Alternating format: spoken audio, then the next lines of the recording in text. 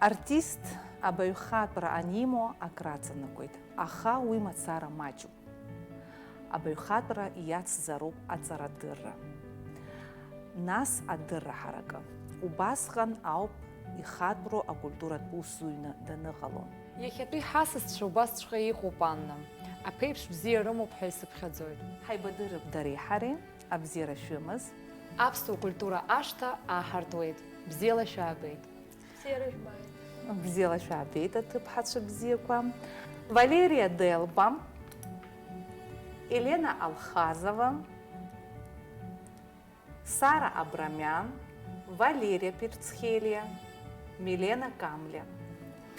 Уабзиала шәаабеит аҩызцәа, ҳдырраҭара ҳалагоит ишаԥу еиԥш ашәала. Ашәа бзиа ҳзылҳәоит аҭыԥҳа бзиа, Елена Алхазова, аԥсышәала. Ақәа анымгало илеиуеит. Андри Гәымба иажәақәа, имузыка.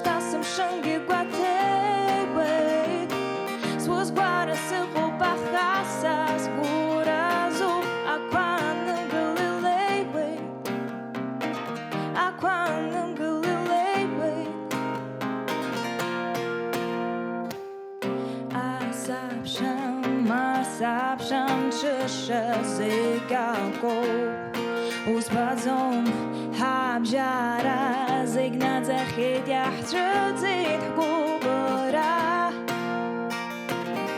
Basha am tatsoit basha uchit hoyt kuchra kwa ha irat shachoy ya bago wajas sumas ashara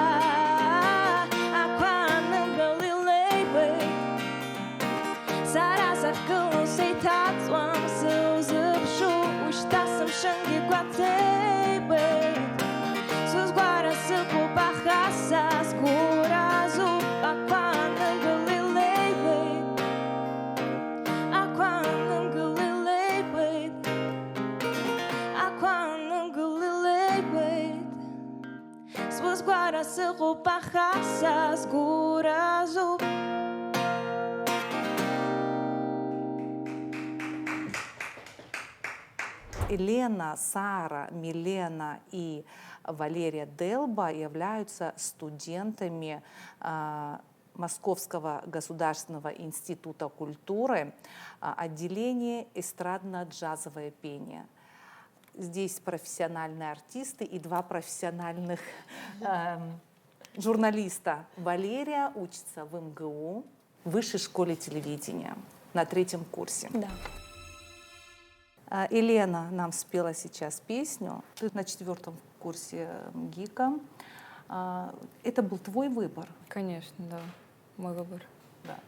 А родители, папа твой известный музыкант, мама занимается творчеством, она фотограф известный, или видеограф, как правильно сказать. Как они отнеслись к твоему выбору? Ну, у меня, да, музыкальная семья, и в любом случае, что бы я ни выбрала, меня бы поддержали, это 100%. Но так получилось, что, ну, так как музыканты, вот, у меня даже варианта другого не было, кроме как поступать, идти в ногу с музыкой. У вас у всех очень красивые голоса, и в то же время стиль пения разный. Ту же песню, которую вы сейчас исполняли, исполнял Авту Канджари. Он ее пел в своем другом стиле. Вот этот стиль, откуда он? Это прививают ваши педагоги или это от природы? Или вот у вас есть кумир, который поет так же? Но это все совокупность факторов, мне кажется. Допустим, то, что ты слушаешь, очень на тебя влияет. Педагог, безусловно. Твое окружение.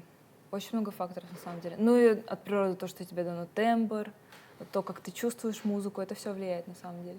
Как проходит ваше обучение? Это серьезная нагрузка или вам легко учиться? Что дает МГИК? Ну, лично мне достаточно просто учиться в МГИКе, потому что у меня уже есть образование музыкальное. Я закончила 7 лет музыкальной школы, и вокальный класс у меня тоже есть, поэтому у меня никаких сложностей. Кто стал вашим наставником, когда вы поступили? У меня сейчас педагог Линская Виктория Александровна. Вы знакомы друг с другом, я так понимаю. конечно. Знаете творчество? Вот следите за песнями друг друга, подписаны друг на Поддерживаем. канал. Всегда поддерживаем. На многих площадках вместе выступаем часто. А вы помните вот тот момент или то обстоятельство, когда вы решили точно, что вы будете петь? Я уже сказала, никогда не было сомнений, что я свяжу жизнь именно с музыкой. Вот я была всегда уверена, потому что я с 3 лет этим занимаюсь, этим живу. Вот. Но меня родители отдали на фортепиано. Я закончила 7 лет, и вот в процессе я поняла, что я не хочу играть на фортепиано, что я хочу связать жизнь именно с вокалом. Но тогда это было очень неуверенно, я еще, ребенком была еще плюс, вот. Но тогда уже закрались мысли, что это точно будет не фортепиано, что я хочу петь. А кто был вашим кумиром в детстве?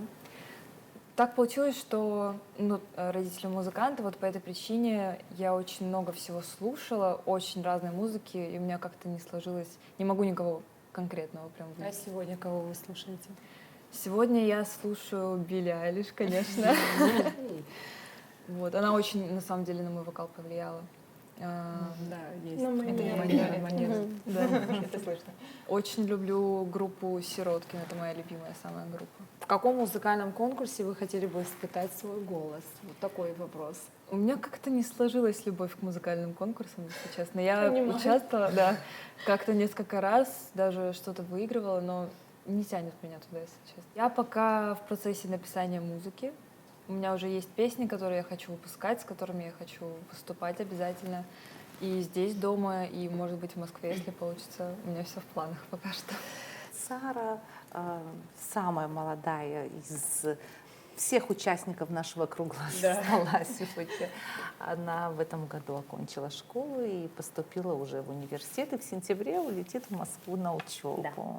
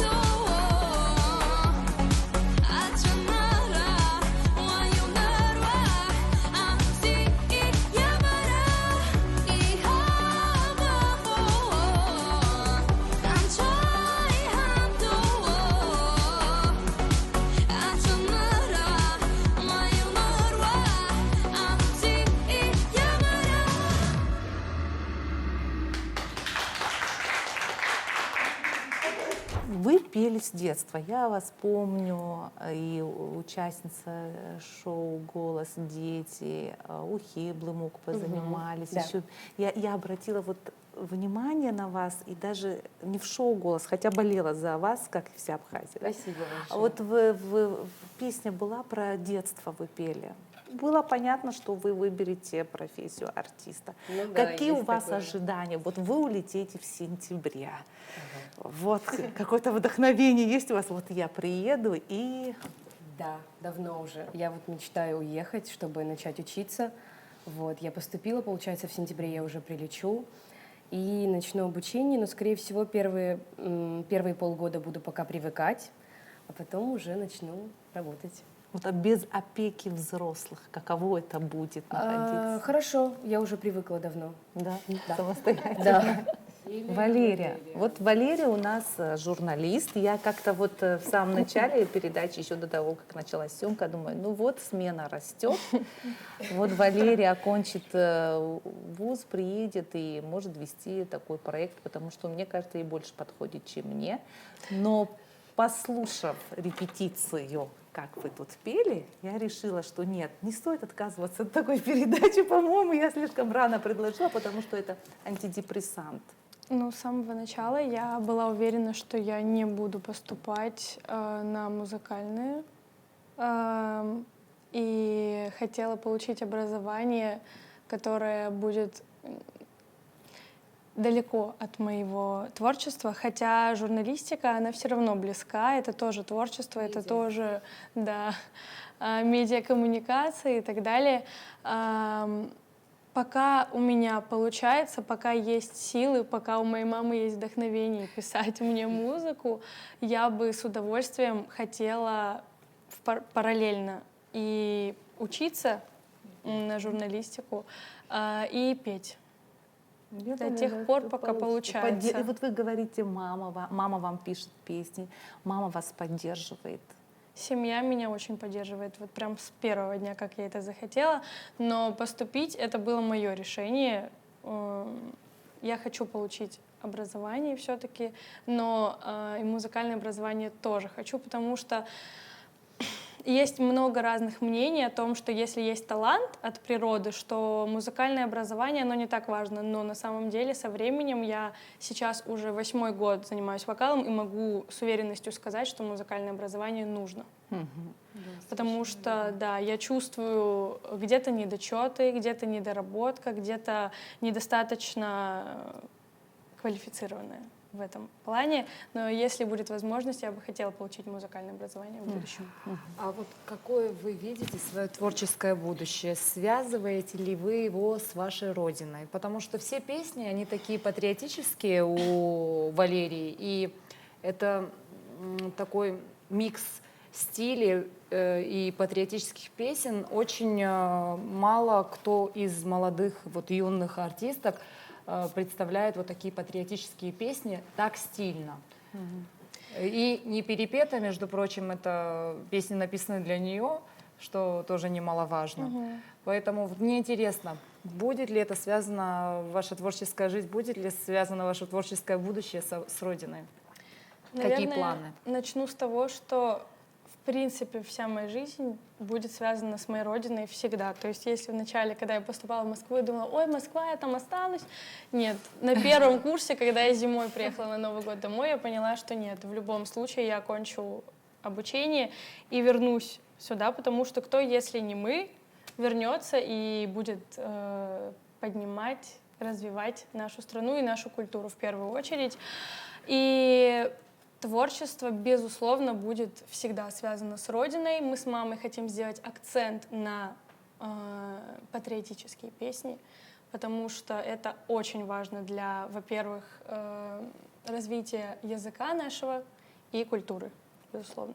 Тогда сейчас обязательно должна здесь быть исполнена песня «Процветай Абхазия». Валерия, споете нам? Валерия. Да, конечно. Кто написал слова? «Процветай Абхазия» на русском языке. Музыка, текст мама моя, Вероника Узган. Но сейчас я исполню на абхазском. Перевела мне ее Саида Габни. Очень красивый перевод. Я думаю, что вам понравится.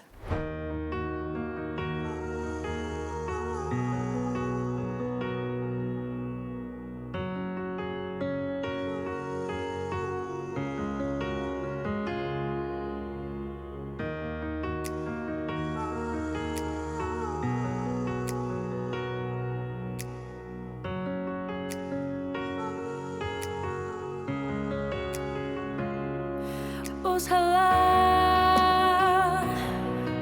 subsanra Yausala Sara substazara Adune Sevgi savşargi Vara vara vara Yuvay göz bar sıkılmaz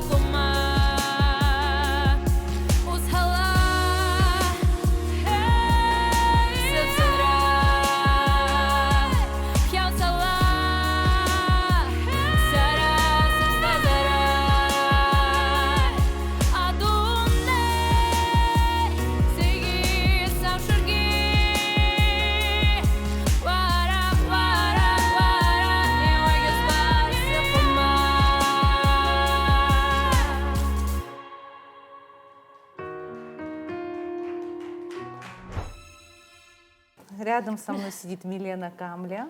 Она уже выпускница, в этом году окончила институт, с чем мы тебя поздравляем. Спасибо большое. А дальше что? Дальше я планирую еще полгода остаться в Москве, попробовать себя на какие-то проекты пойти. На конкурсы? Да, я вот думаю пойти на «Голос», но хотя я не знаю, пройду ли я этот кастинг, но все-таки попытаюсь. Вот, по крайней мере, да. А потом, естественно, я хочу вернуться. У меня есть мечта открыть свою студию музыкальную и развивать нашу молодежь. Но это попозже планы. А Да. вот сейчас именно хочешь попробовать реализовать Да. свой потенциал в Москве, Да, в большом попробовать в городе, большом да, городе, возможностей там побольше. Вот. А что касается проекта «Голос», я почувствовала нотки, вот, не верите, вот то, что там Нет. все будет по-честному? Да, потому что очень много историй. Думаю, мы все об этом знаем. Но все-таки, да, Да? но все-таки попытаюсь, да. Мгм. А что для этого надо сделать? Надо отправить видео, какую песню Да. хотите спеть, как себя презентовать? Я вот пока думаю над тем, что я буду петь. Нужно отправить анкету, видеоролик. И 3 песни. Очень люблю джаз. Прям с самого детства. И вот хочу попробовать что-то в этом стиле. Когда вы поняли, что вы будете все-таки петь, что свяжете свою жизнь со сценой? какое-то обстоятельство этому предшествовало? Да, это была моя мама. Она решила, что я буду обязательно петь. Я пою уже с 3 лет. Мой первый конкурс был РМЦС, как раз-таки в Сухуми. И я поняла, что мне это нравится. Я поняла, что мне это нравится, и потом я поступила в музыкальное училище. Моим наставником был Джансух Чамагуа. Мы выезжали на разные конкурсы, были в Италии, Франции, и вот после этого я все-таки окончательно решила, что я должна продолжать, и поступила в Москву. Да, кстати, очень интересно. Мы говорим о сегодняшних наставниках, но интересно, с кого начался ваш путь? Значит, Джансух Чамагуа, у вас родители. Виолетта Антоновна. Здесь Она преподает в первой музыкальной школе. Хибла Фая у меня по сей и мама, день. наверное. Ну, мама, да. Но музыкальный наставник Фая, и по сей день тоже с ней работаю. Шираян, Аида, У меня, вы... да. Аида Артемовна Ширьян — это человек, благодаря которому я, в принципе, начала петь. Хотелось бы рассказать немного о своей истории. Вот если у Лены семья максимально музыкальная и музыкально образованные люди, которые просто невероятные, у меня семья вообще никак не связана с музыкой, вот от слова совсем. И поэтому для них был полнейший шок осознать то, что «мама, я хочу петь». И на самом деле это мне пришло максимально случайно. В какой-то день отбирали детей просто в кружок пойти попеть в качестве хора. Это школа? Да, это школа, во 2-й школе проводилась. И я думаю, ну, пойду, попробую. И я пошла, а так я петь для себя любила. То есть что-то я напевала постоянно, что-то придумывала. Вот. И я как только, так скажем, начала извлекать свой голос, я помню удивление Аиды Артемовны, которая так заметила, отметила. И после этого все завертелось, и изначально у меня был все-таки хор, а потом я думаю, хочется самой, хочется сольно. И после этого я начала к ней попадать, ну, стараться как-то ей написать, чтобы к ней попасть. И у меня не получалось с первого раза, потому что то у нее было много учеников, еще разные какие-то причины. Валерия, я хочу, чтобы вы нам спели, а что вы нам споете сегодня? Я вам спою композицию, одну из моих самых любимых. Это «Край мой», Апсны 67. Вот. И также продемонстрирую премьеру своей песни «Парадокс». Спасибо.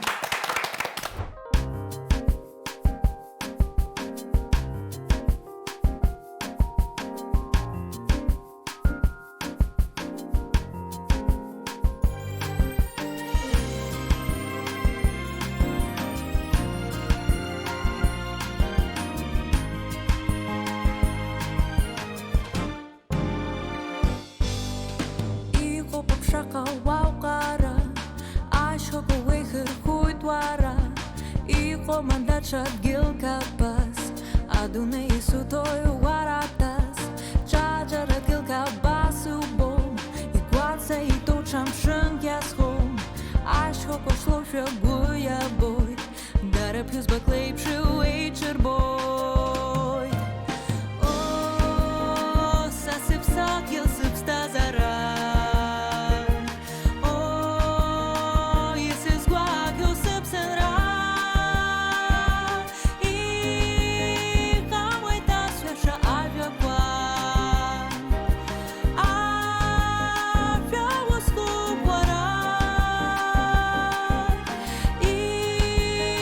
Come with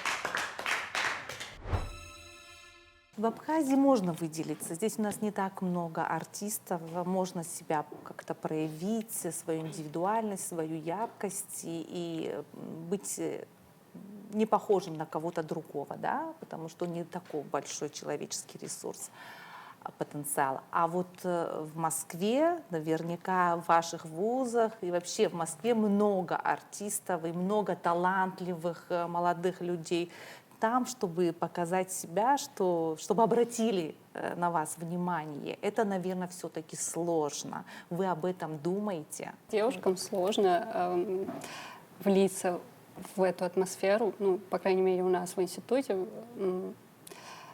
очень много талантливых девушек. Сейчас наоборот пришла вот мода именно на образ, на менталитет наш. То есть настолько много раскрепощенности, что когда выходит девушка вот такая красивая, скромная, с прекрасным голосом, она больше удивляет и больше интересует зрителей. Вы в этом согласны? Может, они сталкиваются с вам сейчас другой виднее, потому что вы историей. все-таки Вот, в этой среде наверняка находитесь. Елена не просто так это сказала. Наверное. Да, там совсем другая история. Возможно, мы здесь этим удивим, но там это никому не нужно. Там этим вы не удивите. Вы должны быть артистом высокого уровня. Исследовать Ну, тут на тому, самом деле что- такая тонкая грань в плане того, что надо можешь себя показать, где-то нужно проявлять не скромность, а как это объяснить? Ну, как- Когда именно артист человек, он выступает на сцене, и он вот как бы вот, я артист, я. И если совсем позиционировать такую скромность, в некоторой степени именно, ну вот сейчас Милена понимает, Да. о чем я, то, опять-таки, это не касательно образа вопрос, не касательно какой-то подачи. То есть человек может быть действительно образованным, выглядеть интеллигентно, но он не может вот совсем скованным быть, потому что, да, опять-таки, это артист, и он должен себя показать. Он этим самым говорит свое «я». И если он не будет это делать в силу какой-то чрезмерной скромности, это даже стеснительность, наверное, вот, то тогда его точно не заметят где-либо. Ну, Какая-то напористость нужна, да? Конечно, нужна напористость, нужно осознание того, кто ты, что ты представляешь, какой продукт, что ты можешь сделать для аудитории. И на самом деле очень много людей, которые также непрофессионально занимаются, допустим, также у них есть какие-то вопросы касательно техники очень так, но они идут как танки, и при этом вот так. А люди, которые очень способны, но чрезмерно у них вот так вот, их никто как бы не замечает. У Сары я сразу заметила, да, вот это «я себя в обиду не дам», «я пробьюсь», есть такое, да, или мне показалось, есть такое. При этом Елена, мне кажется, такая умиротворенная, спокойная, но нет этого в характере, да, или я ошибаюсь по поводу того, как себя проявить, чтобы обратили внимание, вот как, или вам это не важно? Нет, важно, конечно. Я артист, мне это важно, это 100%. Но я пока скорее учусь себя проявлять. Не могу сказать, что я прям очень успешна в этом, но я стараюсь преодолевать какие-то свои тоже. Мне в аспирантуре преподает один профессор, и он знает, что я веду программу «Отцу культураж», и он мне сказал, где-то он увидел в ленте фрагмент, где вы поете. Вы можете, говорит, ее пригласить на «Отцу культураж»? Мне так, говорит, понравилось, человек в возрасте, мне так понравилось, как она поет, и я несколько раз слушала ее песню. То есть он заметил, как зритель просто. Но чтобы оценили профессионалы, да, наверное, нужны еще какие-то другие качества, да? Конечно. Да. Самое главное не концентрироваться на том, что и не убеждать себя в том, что на сцену могут выйти только раскрепощенные, так назовем, да, супер красивые девушки, которые только этим пытаются взять, да, возможность выйти на сцену. Вот никогда не забуду, в «Голосе» выступала девушка, пела Севара, наверное, все знаете. Пела в белой длинной рубашке широкой, то есть с короткой стрижкой.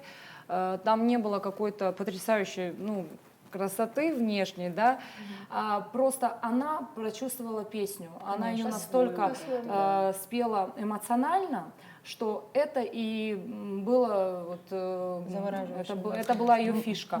И поэтому самое главное, мне кажется, прожить песню, какую бы ты ни пел. Поэтому тут, когда ты выходишь на сцену, очень важно отключить все свои страхи, комплексы. Сара написала себе песню сама. И слова, и музыку. Немножко про это, а потом мы хотим послушать. Хорошо. То есть это произошло в прошлом году, мне было 16. Вот. Я до этого тоже писала песни, но мне было очень как-то страшно их выпускать. Почему-то мне показалось то, что с ними что-то не так, что я не так пишу, что-то не то в словах, не то в музыке. Но потом я такая думаю, вот я написала песню, пришла к Тимуру Пачкоре и попросила его помочь мне написать аранжировку. Мы поменяли где-то текст тоже местами, потому что не вписывалось. Вот. И после этого я начала заниматься, отрабатывала эту песню, чтобы она прям звучала так, как я хочу. Выпустила ее в итоге. Она мне очень нравится, я ее писала прям со всей своей душой. И вот сейчас я здесь. О чем? Ну, о любви, наверное. Ну, о любви в 16, в принципе, ну, может быть, даже о первой любви. Какую же историю мы сейчас там может, это не почувствуем? ее история, может, Да, может, это не моя история. Может. Просим, Сара.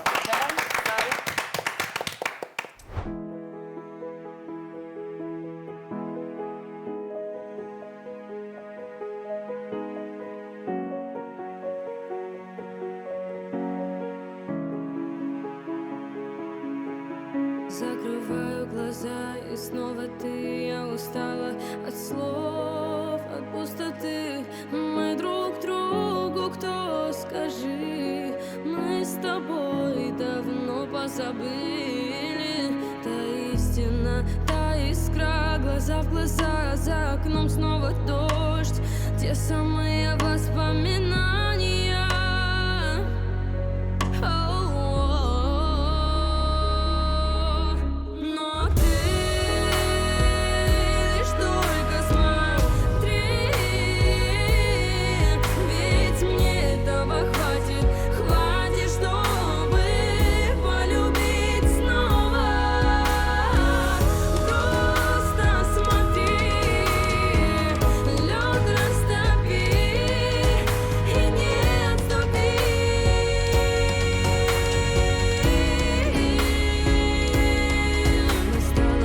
Забрала мои мысли, я потерялась в собственной лжи. Внутренний голос кричит: уходи и отпусти. Разные взгляды на жизнь у нас двоих. Мы птицы вечной зимы, но все же сердце расскажет историю моей души.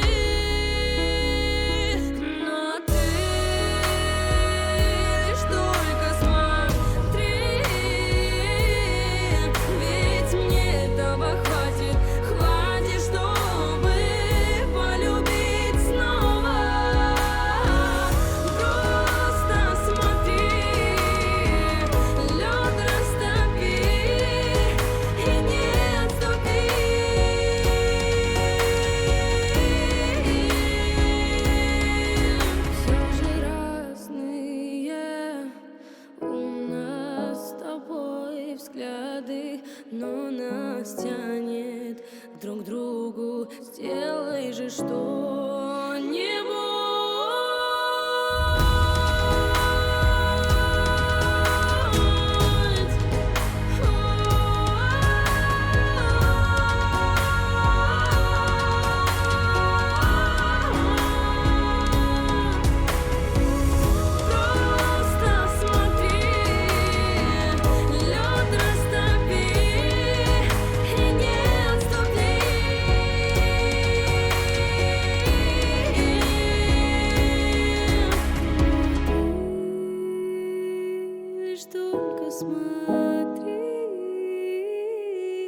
Ведь мне этого хватит, чтобы полюбить снова.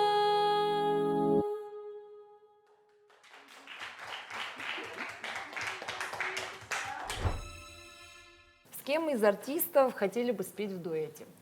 Ну, давайте мечтать так мечтать. Ладно? Прям сильно. Да, сильно. Надо подумать. Или вообще не хотите Зарубежными петь в исполнителями. дуэте? Я бы хотела с зарубежной какой-нибудь Да. певицей. Ну, у меня, наверное, это будет Адель. У меня Потому Сия. что, Обожаю. ну, Адель я это вау. в музыку как-то зашла, благодаря ей она в некотором смысле является моим кумиром. Вот, и изначально я ее слушала, на ней росла, поэтому, мне кажется, да, То же она самое. вообще... У меня нет Сии. Была бы Билли Холидей, ну, как я и говорила, я обожаю джаз, и это была бы она. Ну, у меня очень много артистов, которые мне нравятся, но самая такая крутая для меня артистка — это Риана. Вот прям очень люблю ее. Риана, это да. Это классика. А ты, Рамина, с кем бы ты хотела спеть в Лара дуэте? Фабиан. Ну, Лара Фабиан. Из российских артистов, я думаю, что Алексей Чумаков. Потому что он один из самых талантливых, на мой взгляд, артистов на российской эстраде. Это природа потрясающая. Это сила голоса, манера пения, вкус. Ну, здесь комплекс. А когда вы выбираете песню, вот на что вы ориентируетесь? Это песня, которая понравится большой аудитории, вы заранее знаете, что это могут принять как хит, либо это песня, которая нравится лично вам. И то, и Я другое. хотела сказать, Какая-то золотая середина. который нравится. Который нравится. Да, Ну, а потом уже... И, конечно же, смысл. Ну, в любом случае песню можно подстроить, опять-таки Да. спеть ее по-своему, и она зазвучит по-другому. У меня сколько таких историй было, когда Лариса Александровна мне первый раз дала песню джазовую, я джаз просто не слушала раньше так, вот как Милена его обожает. И я была в шоке, думаю, блин, ну как-то... Я думаю, как-то она мне не подходит, что-то я сомневаюсь. В итоге я ее сделала, и она мне так понравилась. И после этого я дальше начала петь какие-то джазовые композиции, поняла то, что не надо отрекаться от песен, пока ее не попробуешь. Потом вообще прям супер было. Как это работает с Ларисой Долиной? Это очень ответственно, это очень серьезно, это должна быть дисциплина. То есть если нет дисциплины, то Не то будет всё. контакта хорошего. то не будет у тебя обучения с Ларисой Александровной Долиной. То есть, ну, это правда именно так. Поэтому, когда я первый раз к ним пришла на урок, конечно, у меня было волнение большое, трепет, потому что человек маэстро российской эстрады, естественно, я чувствовала здесь вот биение сердца. На что она обращает больше внимания? На голос, на манеру пения, на желание учиться? На все, на желание тоже. То есть она должна видеть упорство в человеке, понимать, что да, он будет работать, то, что он пришел сюда учиться, брать знания и максимально впитывать это все как губка. Потому что если она заметит, что человек как-то ленится, или она вот тоже замечает, когда, ну, не то чтобы звездная болезнь появляется у кого-то, она сразу это все подмечает и всегда говорит о том, что да, никогда не дает расслабиться. Всегда подходишь ответственно к делу.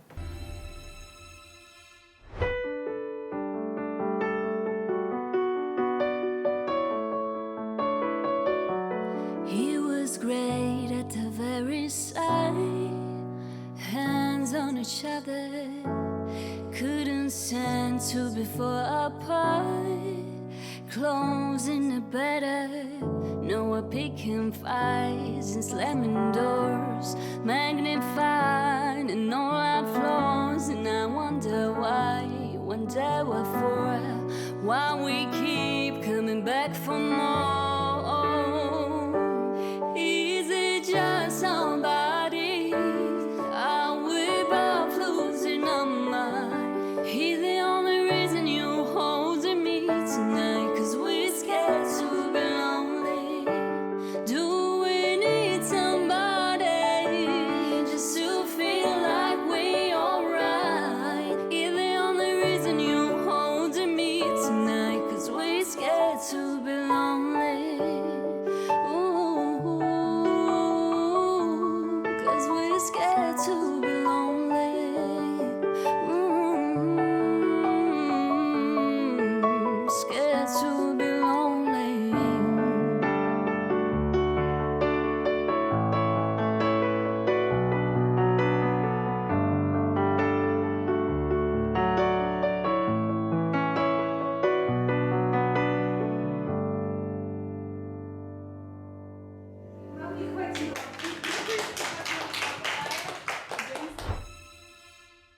музыка — это очень емкий труд? Или это вот нам же кажется, зрителям, как? Это кажется.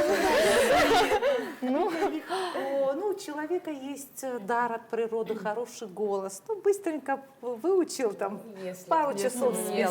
Но я титанический труд чувствую, что за спиной, за хорошей песней титанический, многочасовой, может быть, многонедельный или ежемесячный труд. Вот расскажите про это. Вот сколько часов в день вы занимаетесь Очень музыкой? много.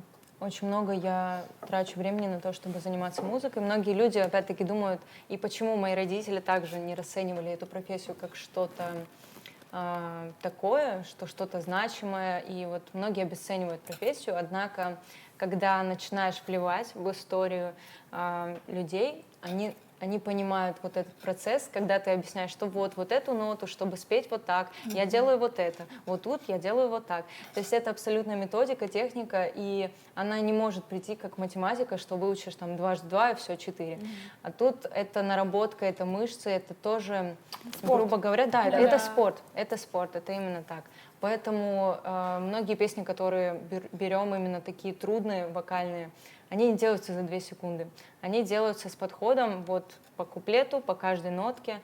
И когда уже я показывала родителям процесс своей работы, они уже тогда начинали понимать, что да, это серьезно. И понимать, насколько это все тонкие такие филигранные моменты. Однако это, конечно, педагог тоже должен уделить внимание, чтобы ребенок изначально занимался с этим подходом. А родители кем хотели видеть вас? Родители меня хотели видеть дипломатом.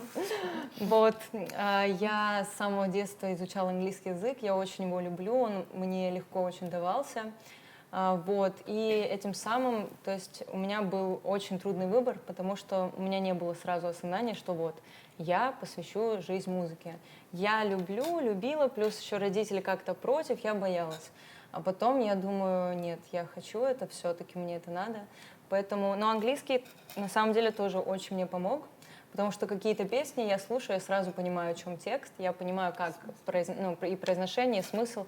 Вот, так что это все еще со мной, я стараюсь это как-то совмещать. Смирились они? Смирились с выбором? Да, ну после того, как я попала к Ларисе Александровне, уже с большим трепетом это все еще начала делать. Началась активная деятельность концертная, тогда они смирились, я надеюсь. Милена у меня мало говорит, рядом сидит, но так спокойно молчит. Давай ее разговорим. Да, вот Милена сказала, что ее будущее будет связано, похоже, что с преподавательской деятельностью. То есть у вас будет студия, да, в будущем? Вы видите так свое будущее, по крайней мере. да. Это дети или взрослые? Это будут дети. Это будут дети. Какое будущее видите вы? Я лично вижу себя на сцене. На Очень сцене. хочу, да. Елена? У меня есть родной брат, он играет на гитаре, Юра Алхазов. Вот, я вижу, что мы, возможно, соберем бэнд, да, и будем вместе выступать. Это самая большая была моя мечта. Сейчас я меньше не мечтаю, потому что у меня другие сейчас заботы. Но это очень интересно. А у вас, Валерия? Я также вижу себя на сцене, вот. И нет, сцена. Пока нет альтернатив. Какая-то сцена? Есть конкретное желание на какой сцене? Что-то масштабное. Да. Как вы справляетесь с критикой или комментариями в соцсетях? У вас бывают такие нехорошие комментаторы? Или всегда добрые отзывы оставляют? Ну, по крайней мере, я еще не сталкивалась с критикой, по крайней мере, если только дома, когда меня слушает мама, ей может что-то не понравиться. А что маме может не понравиться? Ну, выбор песни. Как я А вас мама понимаю. какие песни хочет, чтобы вы пели? Что она предлагает на Мама свой очень вкус? любит русскую музыку. Она прям очень обожает вам Советский так не говорят? Союз. Пой то, что любят все.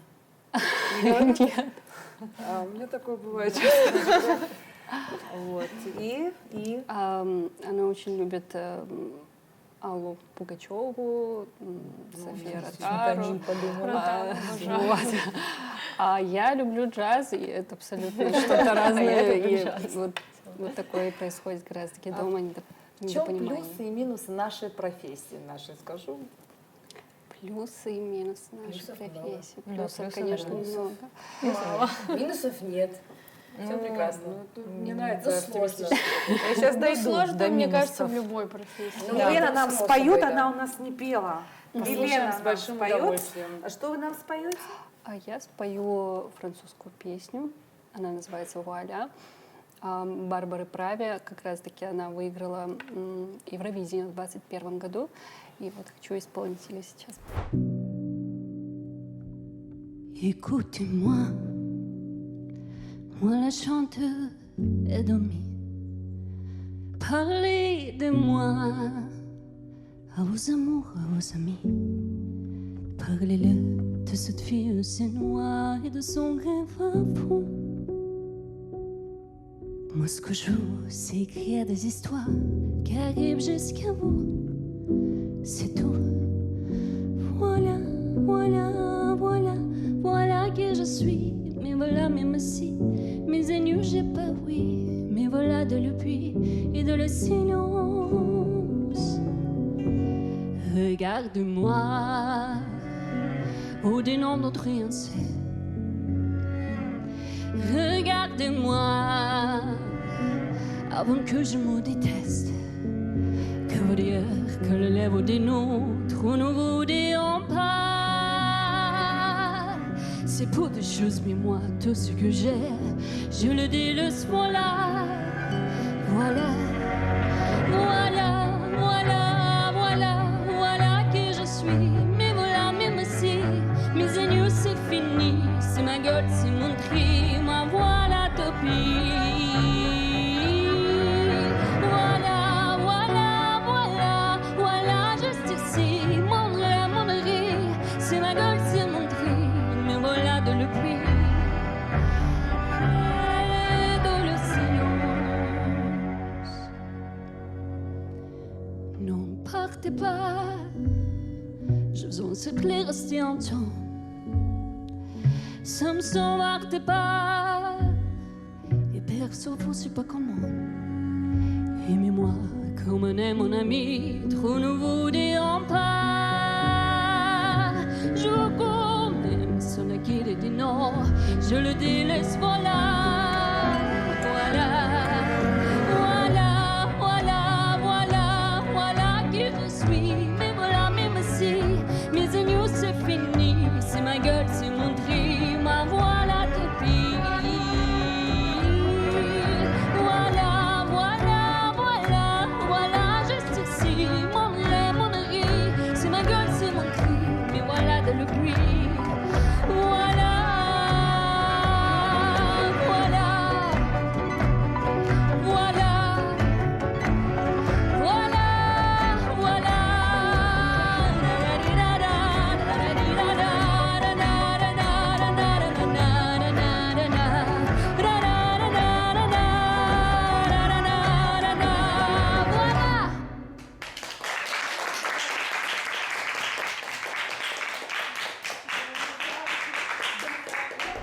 Когда Абхазия будет, хотя мы за последний раз, когда я наблюдала, что творилось на Евровидении, может быть, даже не будем надеяться на то, что мы будем там участвовать. Но если это будет хорошее Евровидение, то очень надеемся, что вы будете представлять. Кто-то из вас точно.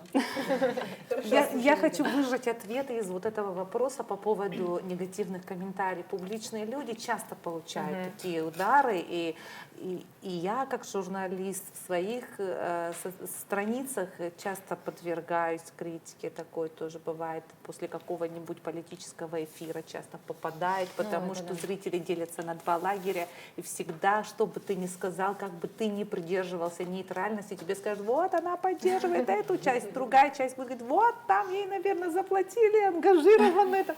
То есть этого не избежать, как бы ты ни соблюдала чистоту или правила своей профессии. Вот. Какой-то период я очень сложно переживала. Ну, поначалу, да, Прям поначалу тряслась, потому что человек эмоционально, нервничал. Особенно, когда это было так несправедливо, я начинала лезть в такую фейсбучную драку, что ли. Да, начинала отвечать лично, говорить, ну вы приведите пример, ну скажите, какую фразу я сказала, что там было такого. Вот, Ну, не стоит даже да, с этим я, спорить, это- да, я к Людям этому не надо пришла. доказывать, у них. Хорошо, что вы еще молоды, но это уже понимаете, да? Вот как вы реагируете на вот эти негативные комментарии, вообще на критику? Ну, во-первых, всем не угодишь. Кому-то нравится, кому-то нет. Но самое главное, чтобы тебе нравилось. А насчет критики, ну, это скорее просто человека мнение, и все. Да. Они сидят, обсуждают, что-то им нравится, что-то нет, и так будет всегда, и это не стоит как-то учитывать за плохое, потому что найдутся люди, которым ты нравишься, а найдутся те, если- которые тебя осуждают. А если это здоровая критика, видно, что добрый посыл, то вы задумываетесь, меняете что-то или дальше идете своей дорогой и со своим мнением? Но если я сочту это нужным, я остановлюсь, подумаю и скажу, надо мне это или нет. Если мне это надо, я подумаю и, может, что-то поменяю. А в целом, ну, я скорее не Но поменяю. особенно важно, кто говорит. Да, конечно, Кто конечно, человек да. Очень многие говорит, люди если некомпетентны, это человек, чье мнение ты уважаешь, и человек, который Да. как профессионал состоялся, конечно, даже если неприятно услышать, ты начинаешь еще копать себе. бывают такие случаи, к сожалению, это вообще, мне кажется, они на первом месте. Двойные стандарты, то есть кому-то можно так, а кому-то нельзя. И вот кому можно, мы там промолчим, а вот кому нельзя, мы там скажем, вот это плохо. Мне кажется, если у тебя есть мнение, оно должно касаться и своих, и чужих. Я очень редко с таким сталкивалась, но каждый раз это были анонимные люди, которые Ну, конечно, даже да. не По-другому не хотели бывает. от своего имени писать. И, естественно, мне было не очень, но это было давно. Я была маленькая, я считаю, и это немного может травмировать ребенка, если Ребенка нет. да, если ты в таком возрасте, когда ты не можешь сам себе сказать, что вот, есть такие люди, есть такие. И мне мама говорит, что это не стоит ни нервов, ни слез, ничего. Прочитай внимательно, если, ну, переслушай свое выступление, прочитай этот комментарий и подумай, если он соответствует, ну, реальности, то можешь задуматься об этом, но точно не тратить ни слезы, не грустить по этому поводу, и не, чтобы это не травмировало, это 100%. Но у меня такая ситуация была, что это был просто негатив. И вот это и обидно, потому что когда Может, тебе еще и человек от пишет, зависти. и он Да. правда тебе хочет посоветовать что-то хорошее, то ты, конечно, можешь прислушаться, но когда это просто огромное сообщение с оскорблениями, высказываниями, это, ну, Хочу вот вспомнить одну ситуацию. Очень, мне кажется, многие взрослые комментаторы вели себя неправильно, когда Милена Борцец участвовала в проекте «Голос». Я была в этом проекте в комнате с Нагиевым, где вот родственники и друзья юных артистов находятся и отвечают на вопросы. Вот в этой комнате, где Нагиев задавал ей вопросы, она сказала, что она из Абхазии. Она сказала, что к ней приехали поддержать ее родственники из Абхазии. То есть там очень много было сказано о том, откуда она родом, и много было сказано, в общем, об Абхазии. Но этот фрагмент вырезали. И ребенок после того, как не повернулись к ней на проекте, она сказала, я из Москвы, она не сказала, я из Абхазии. Конечно, мы все ждали, вся страна ждала этого. Но Да, когда она волнение. приезжала летом, и могли просто вот многие взрослые вот даже так пошутить, это та девочка, которая сказала, что она из Москвы. То есть вот такие взрослые комментаторы, они ведут себя не как взрослые комментаторы. Это очень... На разумность людей не надо рассчитывать. Это вот когда болезненная касается такая широкой история для аудитории, ребенка да. была. Я не Люди побоюсь верят в то, это что они говорить хотят на большую публику. Но, слава богу, Милена доказала и показала, что она очень большая умница и патриот своей страны, несмотря на то, что она находится и живет за пределами Абхазии. Поэтому следует взрослым комментаторам все-таки следить, что ты пишешь, когда это адресуемо ребенку, потому что неизвестно, какой историей это может закончиться. Мне было 9 лет, я, получается, была на кастинге вначале, все было супер вообще, я не нервничала, я же ребенок, не понимала совсем, но всегда мечтала. Вот, и уже конкурсный день, телевидение, и вот мы начинаем снимать, и ко мне поворачиваются двое наставников. До этого мы не обсуждали с моими родителями, куда я пойду, если кто-то в итоге повернется. Но ко мне повернулись двое наставников, и я выбрала Меладзе. Вот. Я приехала в Абхазию, и просто каждый второй, кто видел это... Ну, ты после должна того, как была вышла, ожидать это. Я не могла это ожидать. То есть Нет, я, ну, во-первых, там был выбор, ты все равно нет, это выбрала само Меладзе. собой.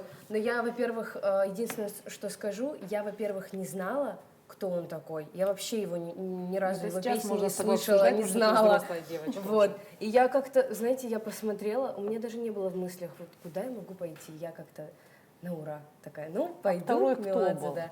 Баста был. Да. Вот. И уже потом начались вот эти вот комментарии. Нет, в целом Да. нам не хватает культуры дискуссии Да. в соцсетях, не только детям, не по отношению к взрослым. Но нам Спорить повезло. можно, Ну да. но по-разному. Но я, правда, ни разу тоже не сталкивалась, прям чтобы негатив, что-то неприятное, у меня такого не было. Но у нас предполагает профессия Да, такие поэтому и моменты. спрашиваю, вы готовы к этому? С вашим личностным, профессиональным ростом могут появиться люди, которые попробуют вам хотя бы испоганить настроение, хотя бы на этом. Конечно, таких миллиардов. Ну, я не могу сказать, что на меня это никак не повлияет. Конечно, я, может, расстроюсь, может, как-то будет неприятно, но я это обязательно переживу, я это точно знаю. Так что всё Споете нормально. красивую песню, и на душе все наладится. Вы, Валерия? Ну, на самом деле, если вот мы тогда затронули тему про минусы профессии, наверное, можно учитывать этот фактор для людей, которые недостаточно уверены в себе и которые после вот таких каких-то комментариев, еще каких-то моментов пытаются, ну, задумываться о том, что вообще это все бросить. И на самом деле должно быть осознание того, что ты не будешь, опять-таки я согласна с Лерой, что не будешь распространяться на что-то ненужное. Это плохая энергетика, и опять-таки люди могут быть вообще в музыке не разбираться, как это зачастую бывает. Они максимально некомпетентны, многие. Вот. Но у меня тоже не было такого. В целом я могу сказать, что надо все равно ссылаться на себя и понимать, что быть уверенным в себе, вот это спасает от всего. Вот. А парадокс спасает, потому что я хочу попросить, чтобы вы сейчас спели. Да, обязательно.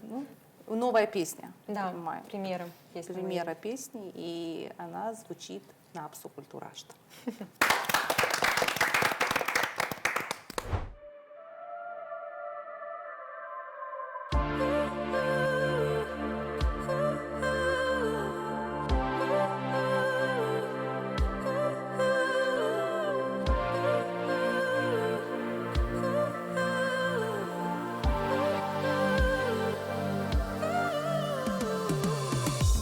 Закрыты глаза и сломано сердце.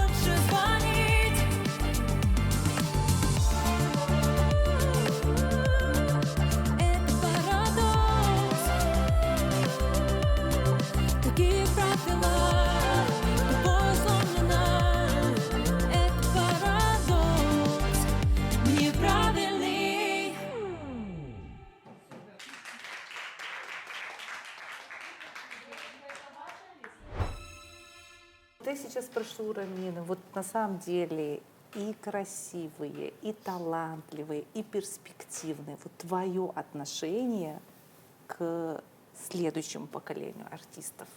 Я хочу сказать, что мы можем быть, если я могу себе такое позволить, да, мы можем быть спокойны. Потому что сейчас такое поколение молодежи, которые лучше нас. Они лучше разбираются в музыке, они более образованы, у них больше возможностей, площадок для выступления. И они, правда, от природы очень талантливые. Это не просто хорошая работа звукорежиссера в студии, да, это вот мы сегодня слышали, где-то живой звук, где-то записанная фонограмма, это имеет право каждый артист. На телевидении практикуется, чтобы качество звука сохранить. Да, ну суть в том, что я абсолютно уверена, что все присутствующие споют так же, как записаны, потому что они от природы талантливые. И таких, как они, очень много в Абхазии. Поэтому, если у нас будут хорошие проекты и площадки для выступления, то нам вообще не за что переживать, и у нас есть ресурс. А вот эта тонкая грань, где вот даже между собой, да, вашего поколения, где она грань зависти и конкуренции? Вот где, вот как кто-то из вас, например, вышел на большую сцену и стал очень популярным артистом, как бы удержаться от зависти? Ну, я считаю, зависть это вообще очень плохо. В творческой среде она бывает. Она, конечно, она встречается. Она везде бывает. Она везде, конечно, правда, да. присутствует. Но... Я скажу, можно я отвечу за них? Вот просто Нет, один пусть вопрос? она ответит. Я поняла, что твои любимые темы-то. Нет, ты завершай. Похоже Так похоже на мою жизнь, да?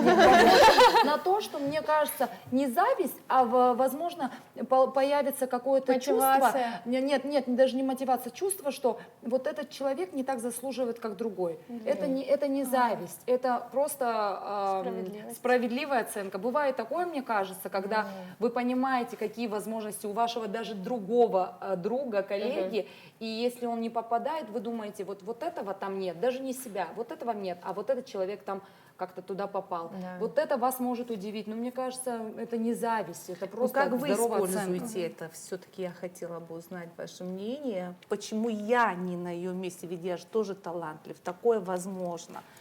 Вот. Мне кажется, что у человека просто нет плохих эмоций, нет хороших, они просто есть. И если они есть, их можно использовать как мотивацию, Ну, допустим. это вариант отношения к какой-либо ситуации. То есть один человек может завидовать, с ума сходить, один человек может понять, ну, вот так, или этот человек действительно хорош. Допустим, я, например, когда вижу людей, которые безумно талантливые, в моем окружении их много, я всегда им это говорю, я не скрываю свой восторг, свое впечатление от концерта или от любого номера.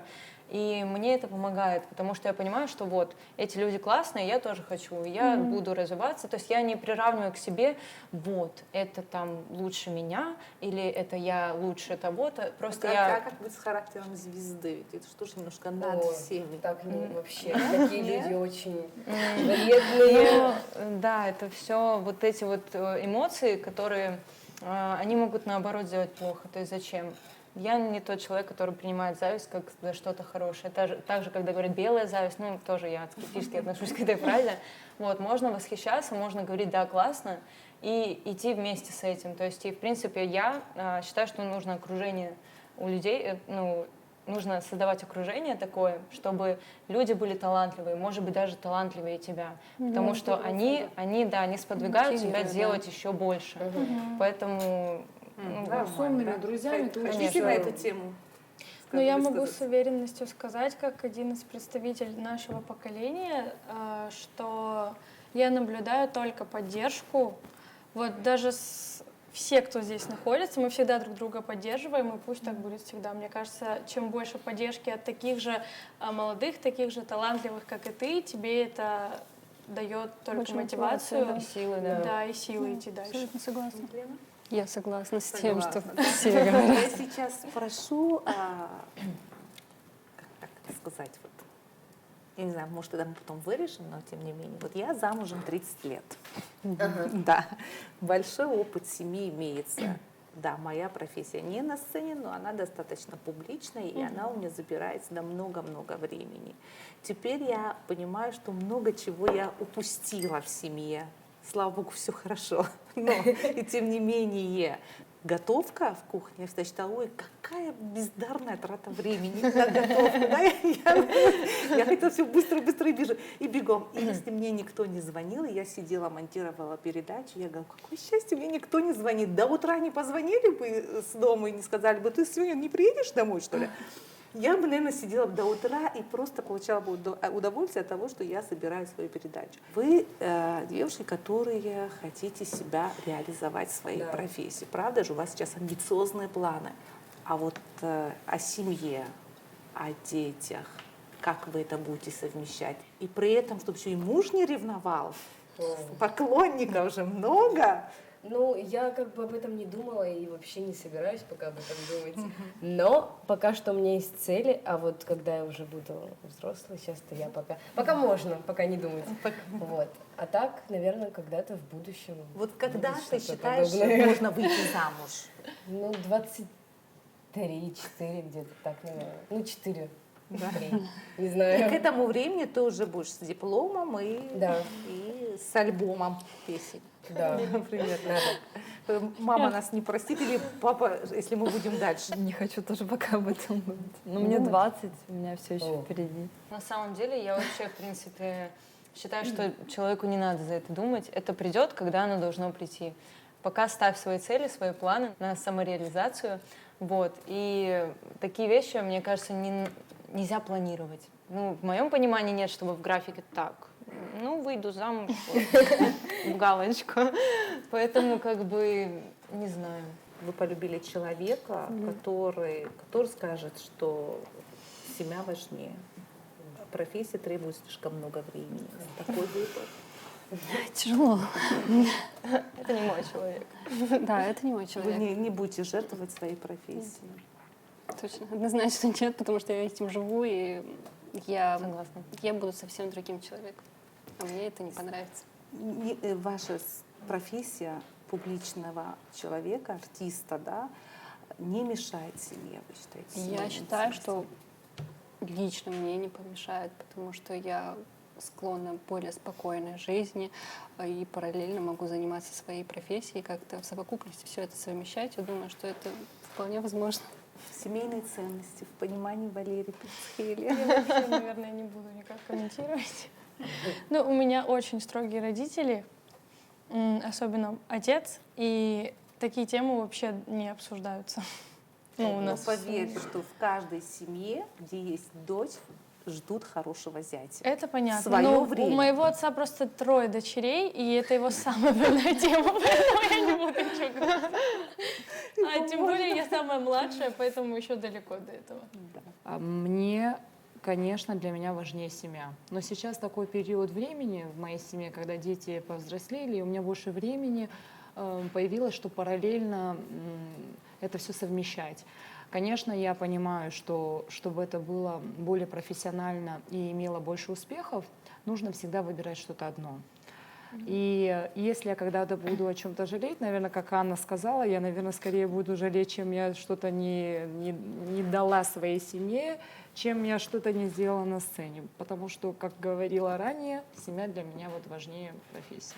Я считаю, что нельзя жертвовать семьей ради профессии. Я тоже так этого придерживаюсь. Может Но у быть, них я все тоже- только начинается. Может быть, я да. тоже поменяю свое мнение через некоторое время, но сейчас я почему-то Ну, где-то склоняюсь к баланс тому, он что да. существует. И Ну, то, и другое. У многих это Ну, получалось. я заметила другое, что человек, который занимается только своей профессией, он, конечно, Ну, он и несчастен. он может быть просто уже успешнее, весь и помешан. он остается в истории. Сейчас время для следующей композиции. Мы вновь приглашаем Елену Алхазову.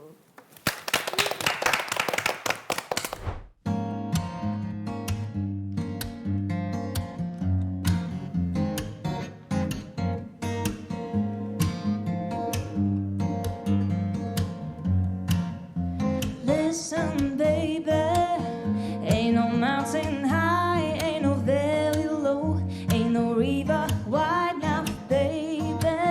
If you need me, call me, no matter where you are, no matter how far. So just call my name, I'll be there in a hurry. You don't have to worry, 'cause baby, there's ain't no mountain high enough, ain't no valley low enough, ain't no river wide enough to keep me from getting to you, babe. Remember the day I set you free, I told you you can always count on me, darling. From that day on, I made a vow, I'll be there if you want me some way, somehow. 'Cause baby, there's ain't no mountain high enough, ain't no valley low enough, ain't no river wide enough to keep me from getting to you, babe. Oh no, darling, no rain, no rain, no winter's cold can't stop me, baby. 'Cause you are my love, I'll be there in a double, just send for me, oh baby. My love is alive, deep down in my heart, though we have the miles apart. If you ever need a helping hand, I'll be there in a double, just as fast as I can. 'Cause baby, there's ain't no mountain high enough, ain't no valley low enough, ain't no river wide enough to keep me from getting to you, babe. Just know that there's ain't no mountain high enough, ain't no valley low enough, ain't no river wide enough to keep me from getting to you, babe.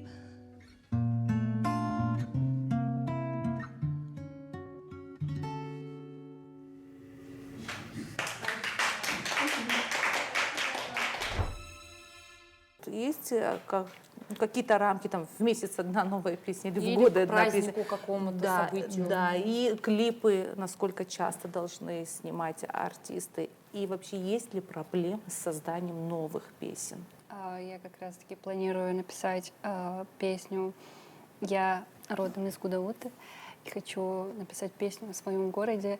Это прям моя мечта на абхазском По языке. Гудауту? Это после Очимчи? Нет, я даже не знала, что она будет это петь. Так что вот в планах написать авторскую музыку. И, в принципе, будет дальше то, что я не знаю, что будет дальше. То есть вы сами хотите слова и музыку написать, да? Да. Как интересно. Тема уже есть, уже легко. Да. У меня в планах писать в дальнейшем музыку, еще выпускать треки авторские, также концертировать, но уже больше со своим репертуаром, со своей музыкой. И есть желание собрать именно свою авторскую музыку, чтобы ее было достаточно, чтобы сделать уже свой концерт. Программу. Вот, да, чтобы смочь составить программу. А вы, Вот. вы планируете петь только свои песни или сотрудничать с другими композиторами? Да, вполне, да. Моя песня «Парадокс», которая вот сейчас выходит, например, я ее создавала с помощью каких-то своих мыслей, которые у меня были изначально в голове. Я выписала какой-то референс, так скажем, а потом в дальнейшем мне помогли ее дописать и уже доделать как музыку, как мелодию, так и слова. Мне написал вот Ливан Пхаладзе. И после этого я поняла, что мне вообще хочется еще больше производить какого-то своего продукта и стараться именно в своем прочтении это все воспроизводить. Я пишу свою авторскую музыку где-то 3 года, с тех пор, как я поступила, как-то у меня накатило вдохновение. Вот. И так получилось, что я никогда нигде не исполняла свою авторскую музыку именно. Вчера у нас проходил благотворительный концерт в Рунбаре. Я там в первый раз исполнила свою авторскую песню на публику. Вот. И у меня в планах ее записать, естественно, в студии. И надеюсь, что я ее выпущу, и что она очень понравится публике. Как называется песня, о чем она? Песня называется «Вернусь». Она посвящена... Точнее, я написала ее, когда была в Москве как раз, когда мне очень хотелось домой. Да, эта песня посвящена именно возвращению домой. Я пишу на данный момент тоже. У меня есть готовые, но я пока не уверена, что они готовы к выпуску, поэтому дорабатываю. Вы все пишете, получается, свои авторские песни. Это интересно, да.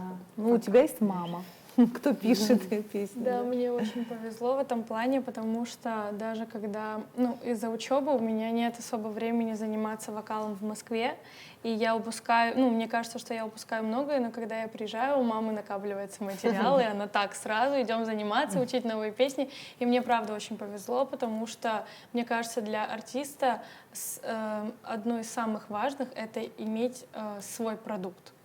Потому что вечно петь чьи-то песни, ну, когда-то этому приходит стоп. Естественно, каверы исполнять можно всегда, потому что очень много, ну, известных и очень крутых песен, которые вечно будут звучать. На данный момент мы снимаем клип на новую песню. Я еще нигде об этом не заявляла. Песня очень важная, значимая для нашей страны, про высадку Тамышского десанта во время нашей Отечественной войны. И очень тяжело далась эта песня как маме, так и мне на записи, потому что ее нужно было пережить. И я ее, правда, пережила через себя и выдала, наверное, максимум, насколько я могла.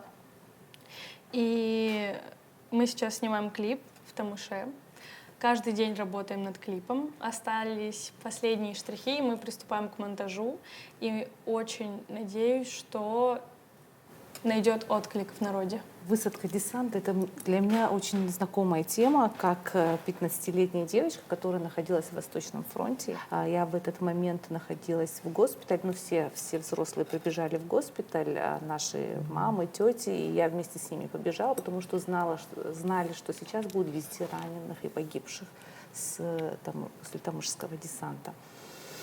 Вот, таких молодых ребят раненых привозили. Один даже вот умирал практически на моих глазах. Я это запомнила на всю жизнь. Я к чему говорю? Почему именно Тамышский десант выбрали вы с мамой?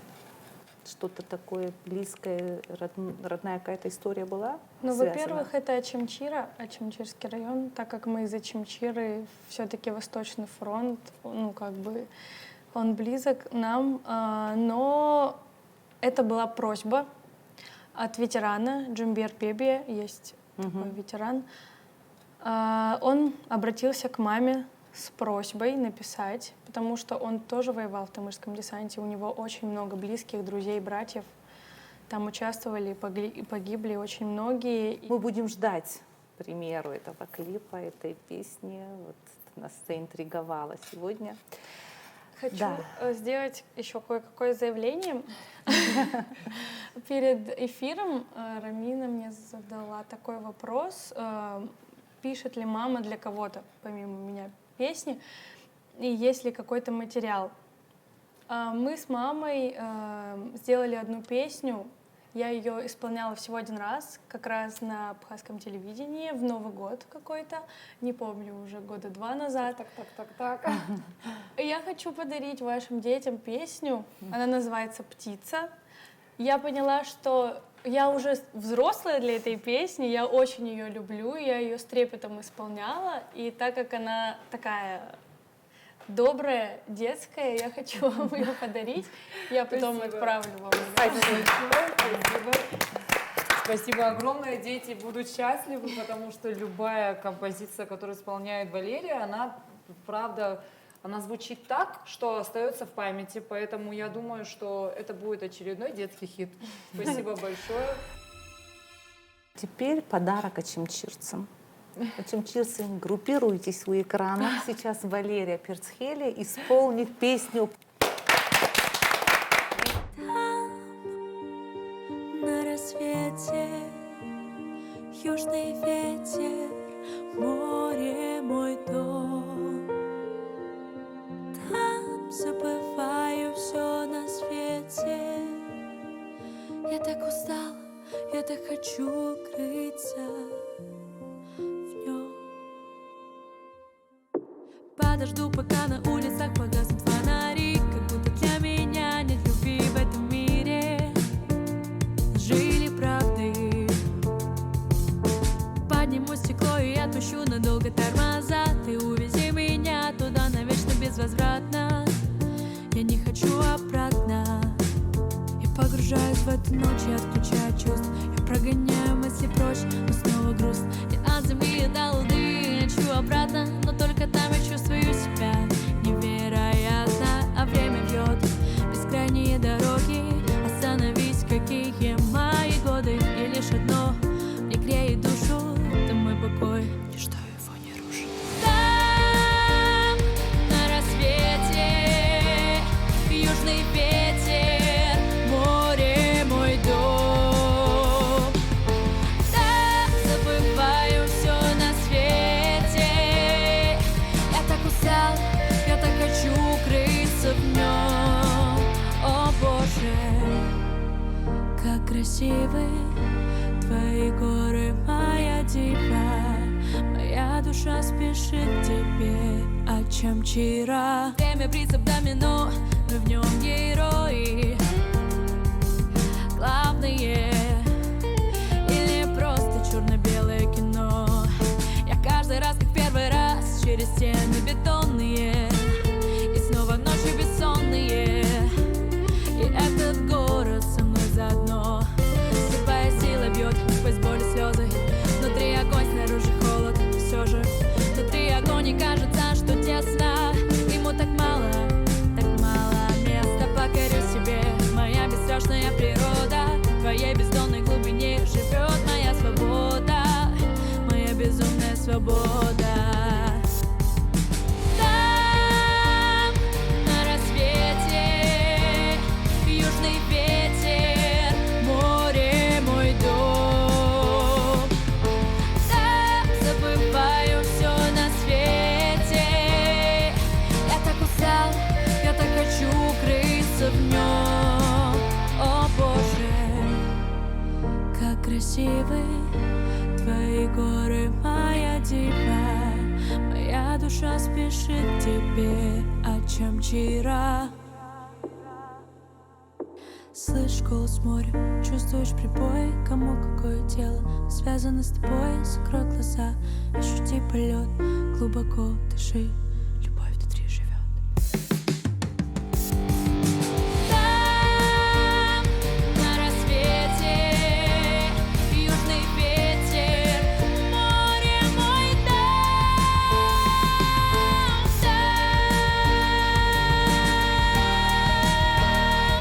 я так устала, я так хочу укрыться в нем. О Боже, как красивы твои горы, моя дива. Моя душа спешит к тебе, о чем вчера.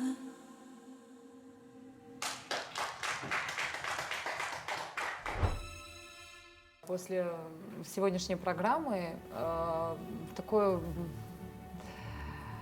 желание появилось. Надо будет нам обязательно собрать еще юных, таких же талантливых исполнителей и сделать чудесный концерт. Можно сделать благотворительный.